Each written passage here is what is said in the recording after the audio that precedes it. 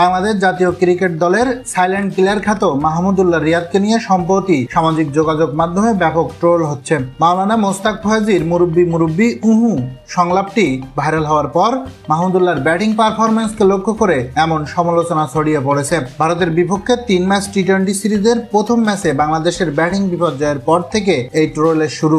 ম্যাচে মাহমুদুল্লাহর কাছ থেকে দলের প্রয়োজন ছিল ধৈর্য ধরে উইকেটে থিতু হয়ে দলকে সংকট মুক্ত করা, কিন্তু মাঠে নেমে তিনি বড় শট খেলার চেষ্টা করেন, যা ব্যর্থ হয়। মাত্র 2 বল খেলে 1 রান করে তিনি আউট হন, যা দলের চাপ আরো বাড়িয়ে দেয়। তার এই ধরনের দায়িত্ব জ্ঞানহীন ব্যাটিং দেখে নেটিজেনরা ক্ষোভ প্রকাশ করেন এবং মুরব্বি উহু সংলাপ দিয়ে তাকে বিদ্রুপ করেন। মাহমুদুল্লাহর ব্যাট হাতে অনেক সাফল্যের গল্প থাকলেও ক্যারিয়ারের শেষ পর্যায়ে এসে তার এমন ব্যর্থতা সমালোচকদের কটাক্ষের কারণ হয়ে দাঁড়িয়েছে। এদিকে গুঞ্জন চলছে মাহমুদুল্লাহ ভারতের বিপক্ষে চলতি সিরিজের পরই আন্তর্জাতিক ক্রিকেট থেকে অবসরের ঘোষণা দিতে পারেন।